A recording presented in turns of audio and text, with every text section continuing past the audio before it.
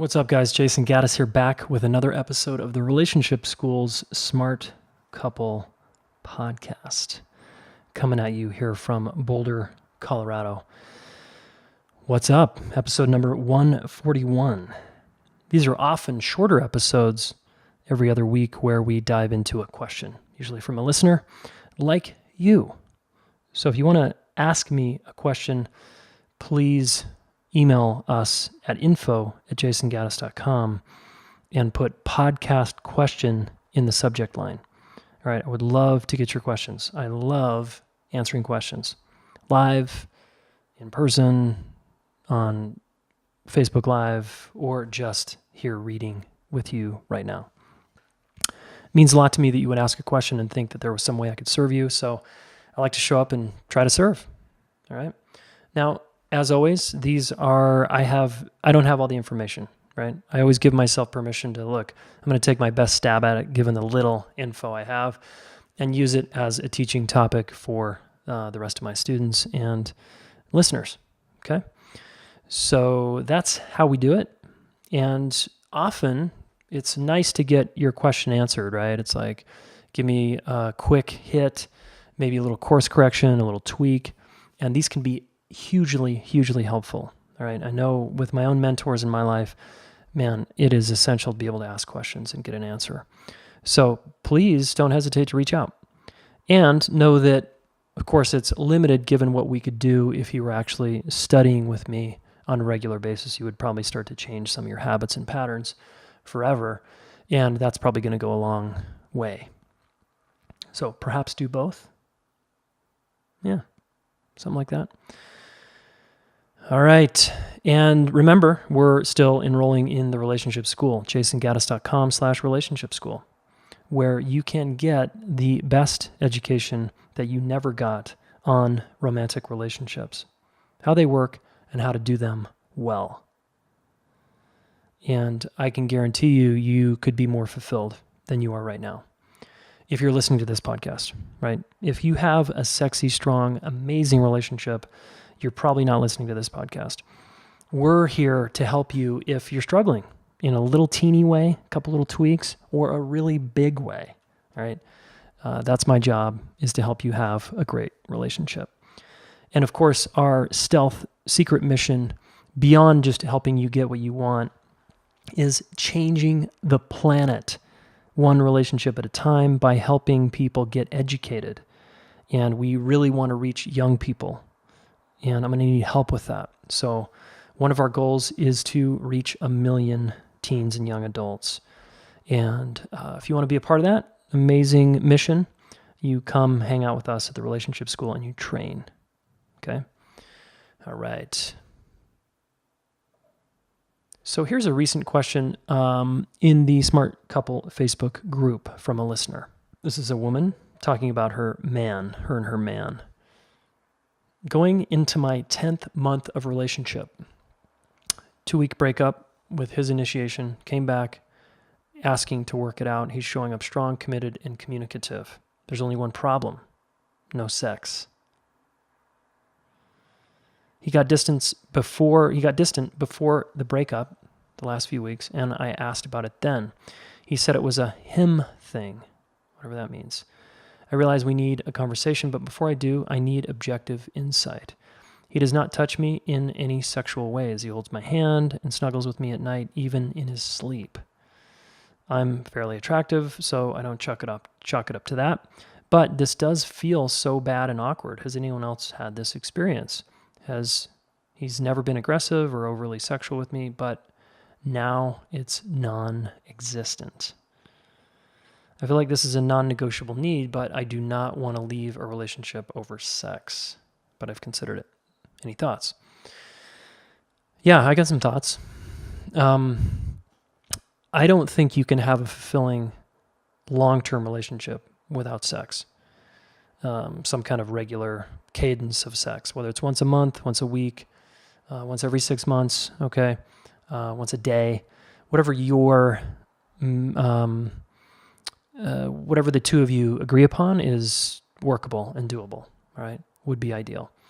And sex changes over the course of many years. It's usually hot and heavy in the beginning, and then it peters off. And then there's, if you have kids, your sex life completely changes and transforms. And it can transform for the better if you stay in the conversation here. If you don't, what ends up happening is people just drift. Now, you're not talking about kids here. You're talking about a 10-month relationship. He's avoiding sex, and there's a reason for it. And you got to find out why. And if he doesn't want to tell you, you move on. But I'm guessing he's having some insecurities. He's having some fear come up. He's having some of his own baggage around sex come up.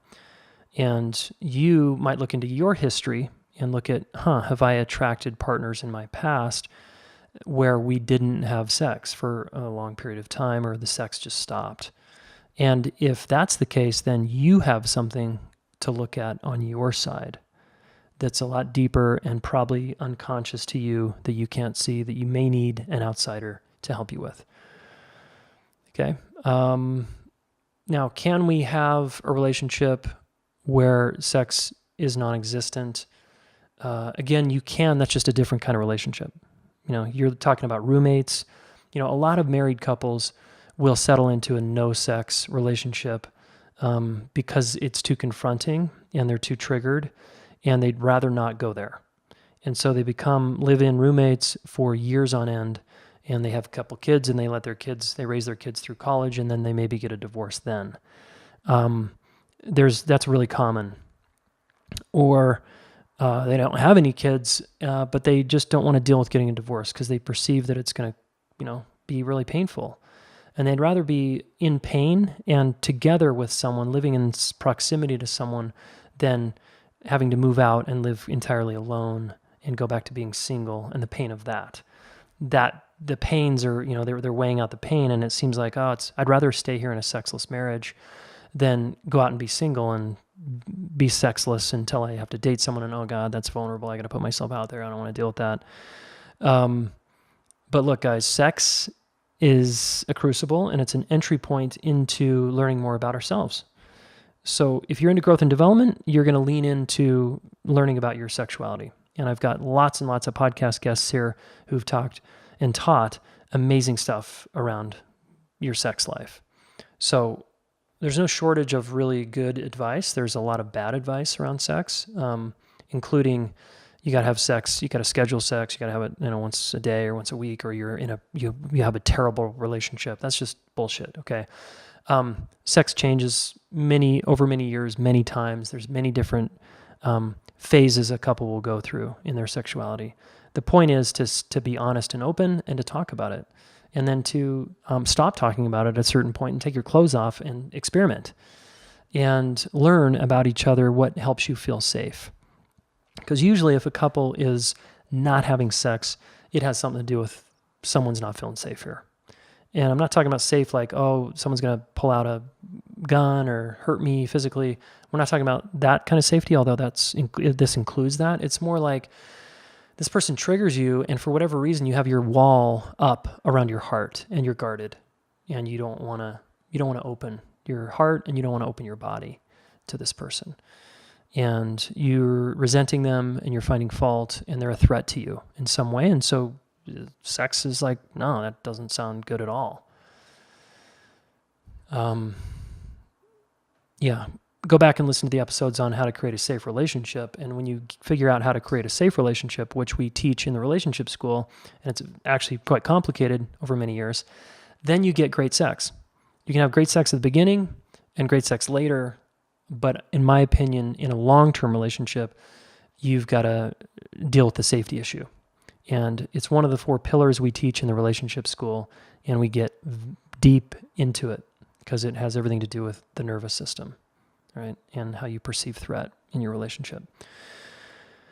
All right. Hopefully that was helpful. And I'm not reading your name because, I just want to protect your confidentiality if you're not wanting to tell us who you are. You can always tag me in the Smart Couple Facebook group, guys, and say, Jayson, here's a podcast question for you. You can also send me a private email, or you can just throw it in the Facebook group. Okay. I scan through there quite a bit. I really like the engagement, and I like the questions you're asking each other and me. Sometimes you're going to get some advice from someone that's maybe you're not asking for. We call that fracking. It's sort of one of the group rules that some people don't listen to. But, do your best to just try to understand people, guys. It's a good practice in general.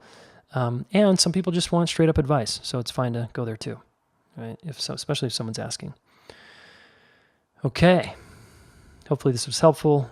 And remember, if you want a safe relationship so that you can have great sex, come to the relationship school and learn how to have a safe relationship. If you don't have a safe relationship right now, it's because you don't know how to have one. And you need to learn how. And until you have a safe relationship, you're going to be challenged in a number of ways, right? And I assert that it's important to have each other's backs and to learn about each other's nervous system. And that's going to help you move in the right direction, okay? All right. More amazing guests coming up this summer, and I'm psyched. Got some incredible ones on the deck here. So look forward to that. And one quick thing, my book, the Smart Couple book, is coming out at the end of the year. So stay tuned. That is becoming a reality. Oh my God. Yeah, it's going to be great. We're going to have a lot of fun with that one when it comes. Okay, guys, take care. Talk soon.